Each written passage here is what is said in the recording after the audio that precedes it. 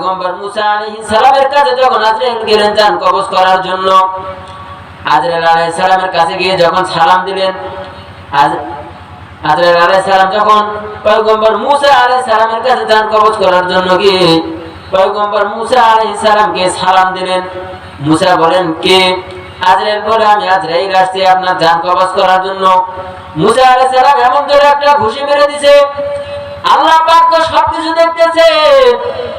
আল্লাহ পাক ডাক দিয়ে বলে, আজরাইল রে, আমার মুসা কি চাই, কি চাই? আজরাইল আলাইহিস সালাম বললেন, ও মাবুদ, আপনার মুসা পৃথিবীর জমিনে আরো মনে হয় থাকতে চায়।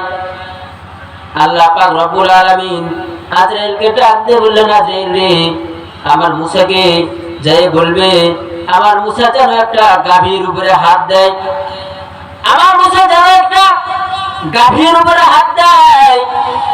গাভীর উপরে হাত দেওয়ার পর তার হাতের নিচে যতগুলো পশম হবে, প্রত্যেকটা পশমের বিনিময়ে আল্লাহ পাক তাকে এক এক বছর করে হায়াত দান করবে।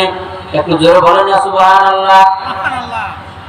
আল্লাহ পাক প্রত্যেকটা পশমের বিনিময়ে এক এক বছর করে হায়াত দান করবে।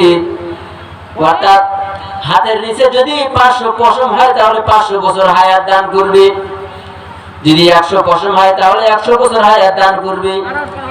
মুসা আলাইহিস সালাম বললেন, আজরাইল রে, তারপরে কি হবে? আজরাইল বললেন, এরপরে আপনাকে মৃত্যুর স্বাদ ভোগ করতে হবে।